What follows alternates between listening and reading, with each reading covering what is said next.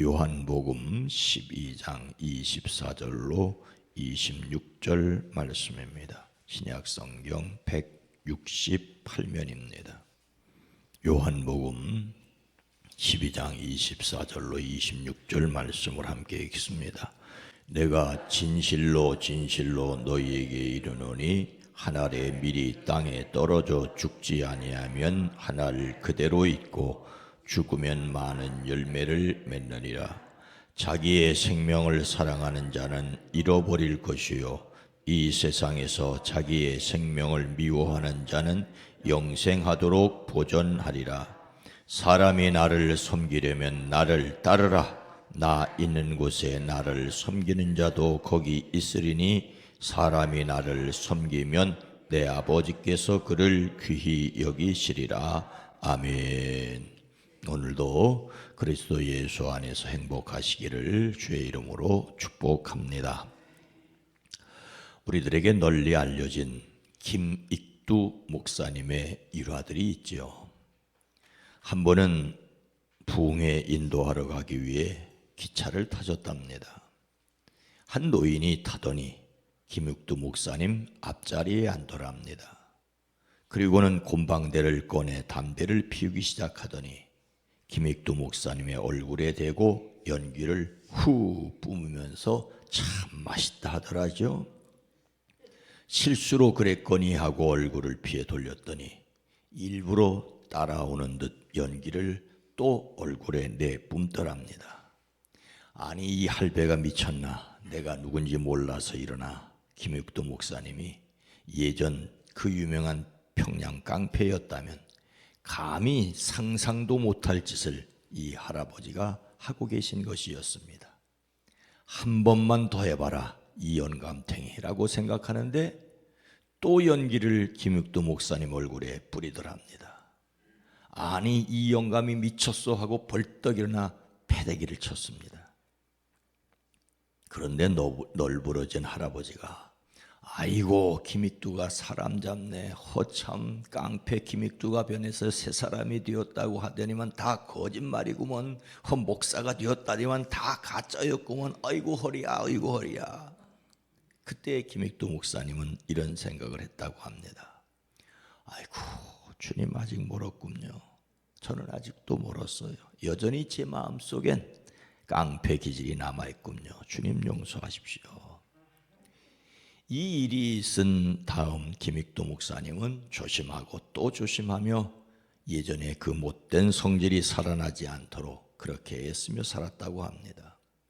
그 후 신촌 서북교회에서 목회할 때 어떤 술에 취한 사람이 시비를 걸고 행패를 부려서 하였다는 말이 예수는 내가 믿고 복은 자네가 받았네 하며 참았다는 일화가 있습니다. 예수는 김익두 목사님이 믿었는데 믿지 않았으면 그 녀석은 작살났다는 말이죠. 그래서 복은 자네가 받았다라는 일화가 있다고 합니다. 예수 믿는 우리 때문에 복받는 누군가가 있어야 합니다. 예수님을 담는 성품 11월의 주제는 절제입니다. 절제는 성령님의 첫 암시에 바로 순종하는 것입니다. 그릇된 욕구는 물리치고 옳은 일을 행하는 것입니다. 이를 위하여 하나님이 주시는 능력으로 자신을 죄에 대하여 죽은 자로 여겨야 합니다.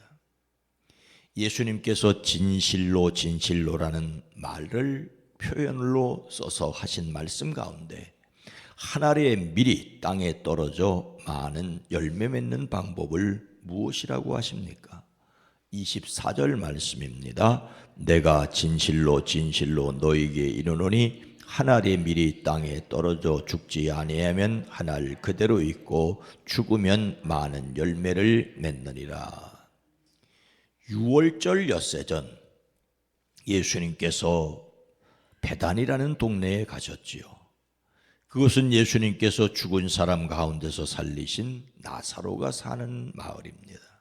거기에서 예수님을 위하여 잔치를 베풀었는데 마르다는 시중을 들고 나사로는 식탁에서 예수님과 함께 음식을 먹고 있었습니다.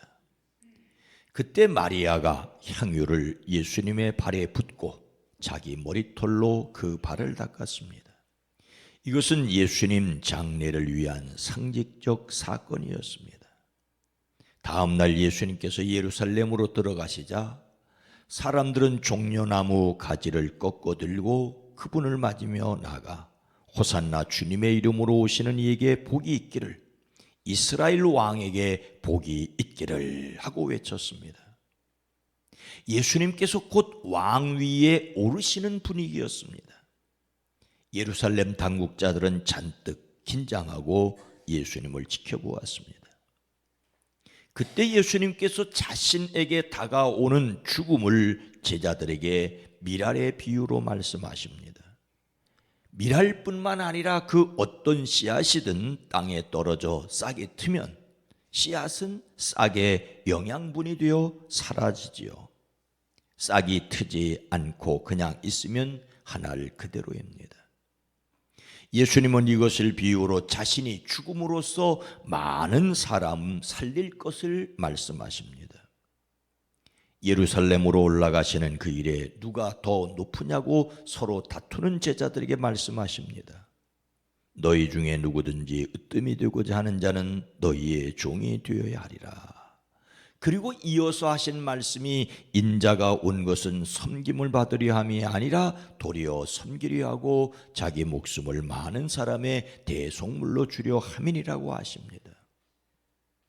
친히 나무에 달려 그 몸으로 우리의 죄를 담당하셨으니 이는 우리로 죄에 대하여 죽고 의에 대하여 살게 하려 하심이었습니다.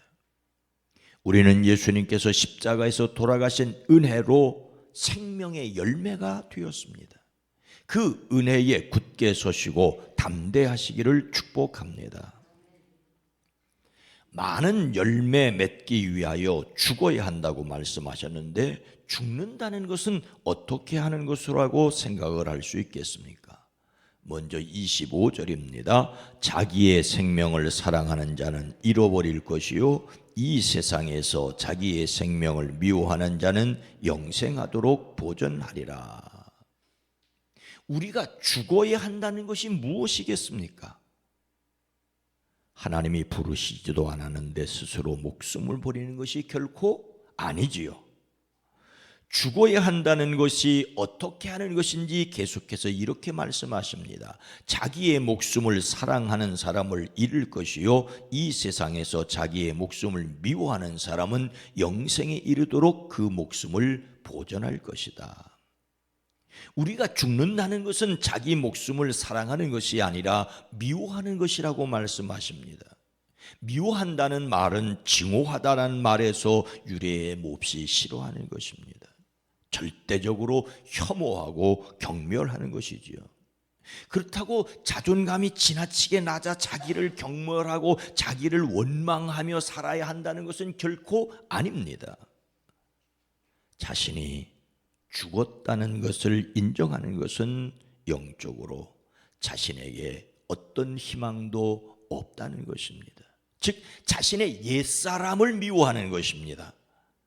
자신의 연약함을 철저하게 인정하고 하나님을 떠난 죄인이었음을 잊지 않은 것입니다. 은혜 없이는 살 수 없음을 아는 것입니다. 우리는 자기 자신에게 희망이 없다는 점에서 절망해야 합니다. 그래야 희망이 있습니다. 그렇다면 죽는다는 것은 자기를 싫어하는 것만이겠습니까? 오늘 말씀은 계속해서 이렇게 말씀하십니다. 26절입니다. 사람이 나를 섬기려면 나를 따르라. 나 있는 곳에 나를 섬기는 자도 거기 있으리니 사람이 나를 섬기면 내 아버지께서 그를 귀히 여기시리라. 자기가 죽었다는 것을 안다는 것은 자신에게 더 이상 소망이 없다는 것을 인정하고 하나님을 섬기는 것입니다. 근데 섬긴다는 말은 수행원이 된다는 뜻으로 봉사한다는 말입니다. 그러니 죽었다는 말은 아무것도 하지 않는다는 것이 아니라 오히려 예수님을 위하여 예수님으로 섬기는 것을 말하고 있습니다. 자신의 욕망대로 사는 것이 아니라 주님의 비전대로 살아가는 것이지요. 예수님을 섬기려면 예수님을 따라야 합니다. 함께 그 길을 걷는다는 뜻으로 동행하다 제자가 된다는 말입니다. 예수님이 하실 일을 자신이 하는 사람이야말로 예수님을 따르는 사람이고 예수님을 섬기는 사람입니다. 예수님을 섬기는 사람만이 예수님과 함께 있을 수 있습니다. 예수님이 가시는 곳이라면 물속이나 불속이나 죽음의 구렁텅이라도 그곳에 함께 있습니다. 이것은 우리가 기도의 자리, 찬송의 자리, 예배의 자리, 봉사의 자리에 나아가는 것이라고 할 수가 있습니다. 예수님을 섬기는 것이 죽은 사람이 하는 일, 죽은 사람은 아무것도 하지 못하지만 여기에서 죽었다는 말은 옛사람이 죽으며 믿음으로 예수님과 더불어 살아가는 것을 가리킵니다. 이런 사람을 하나님께서 귀히 여기시리라고 높여주시겠다고 약속하고 있습니다. 십자가에 달려 돌아가신 예수님을 다시 살리시고 지극히 높여주신 것처럼 예수님 따르고 예수님과 함께 있는 사람을 높여주시겠다고 귀히 여기시겠다고 약속하고 있습니다. 우리가 죽었다는 것은 오히려 예수님을 위하여 사는 것을 가리킵니다. 자기를 부인하고 예수님을 따르는 것이죠. 자신의 옛사람이 죽은 것을 인정하고 예수님 때문에 새 사람 되었음을 믿음으로 사시기를 주의 이름으로 축복합니다. 이 일을 위해 성령의 도우심을 간구해야 합니다. 오늘 말씀을 마음에 새기고 많은 열매 맺기 위해 예수님을 따르며 섬기기 위해서 우리가 해야 할 일은 무엇이겠습니까? 우리는 예수님을 닮는 사람을 넘어 예수 그리스도의 영이 우리 안에 거하심으로 작은 그리스도로 살아내야 합니다. 예수님 닮는다는 것은 인격을 변화시킨다는 점에서 인격 개발과 비슷한 점이 있습니다. 경건을 위한 연습, 훈련이 필요하다는 것을 잊지 말아야 합니다. 앞서 김익두 목사님의 얘기처럼 은혜 받고 깡패가 목사가 됐음에도 불구하고 그 속에 도사리고 튀어나오는 깡패의 기질이 있습니다. 그래서 그 내용을 참고 경고로 삼아야 합니다. 많은 성도들이 거룩하기를 바란다면서도 훈련하지 않는 것은 문제입니다. 우리는 영적으로 경건을 연습해야 합니다. 그러나 또 기억해야 할 것이 있습니다. 자기 수련으로 자기 구원을 이루는 것은 아니라는 것이지요. 예수님을 닮아가려고 할 때 결코 잊지 말아야 할 것은 하나님의 은혜입니다.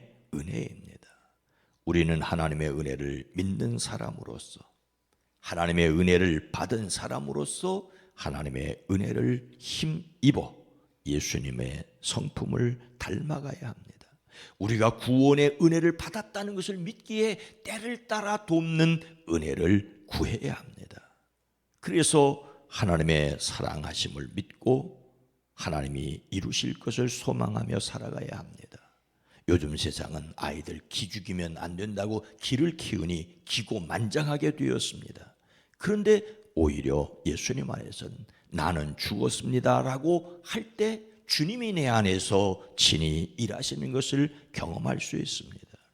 세상에서 예수님 사람으로 살아가기에 도전하는 저와 여러분 모두가 되기를 주의 이름으로 축원합니다. 거룩하신 하나님, 자비로우신 주님, 예수 믿는 사람들에게 여전히 문득문득 옛사람의 흔적이 드러날 때가 있습니다. 그때마다 주님, 내가 주님과 함께 죽었고 주님과 함께 삽니다라고 고백하며 나가게 하시되, 주님, 인격 도야를 넘어서 주님을 기억하며 주님의 은혜로 살아내는 성령의 이끌림을 받는 저희들 되어지게 하옵소서. 그래서 세상에서 선한 열매를 맺어가게 하옵소서. 그러다가 행여 실수하고 넘어질지라도 다시 십자가의 은혜를 기억하며 일어서고 또 주님께로 나가는 저희들 되어지게 하옵소서. 오늘 하루도 복되게 하옵소서. 내일 주일을 맞습니다. 하나님 함께하여 주시옵소서. 11월의 세 번째 주간을 맞습니다. 이 한 주간도 은혜를 더하여 주시옵소서. 예수님의 이름으로 간절히 축복하여 기도드리옵나이다. 아멘. 오늘 말씀을 생각하며 주님 안에서 산 자임을 알게 하옵소서. 세상에 선한 열매를 맺어가는 교회, 예수님 없이는 죽음임을 세상이 알기를 위해 기도합니다.